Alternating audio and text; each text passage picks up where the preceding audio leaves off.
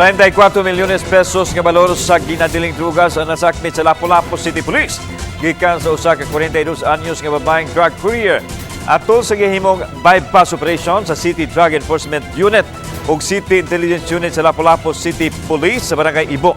Nasakmit ang maabot sa 5,000 gramos nga gituhang shabu gikan kang Rosel Morales taga lungsod sa Konsolasyon. Gisulod kini sa mga tea bags nga gisulod usab sa usa ka paper bag. Gitumbok si Rosel sa mga pulis nga top priority 10 high-value individual o courier sa usa ka dakong drug group. Nasikop na siya niadtong 2008 tungod sa illegal nga drugas ug niadtong 2019 lang nakagawas sa bilangguan ubos sa plea bargain.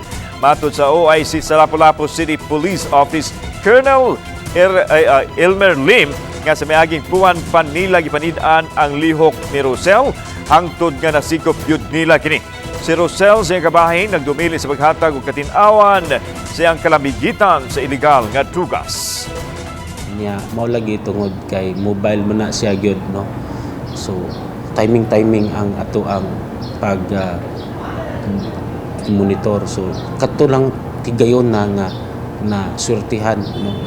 Malas niya na abdan na to niya mato na confiscate na dakop siya. Okay ba anak good? Wala okay ba? Tawagan ako. Okay ba?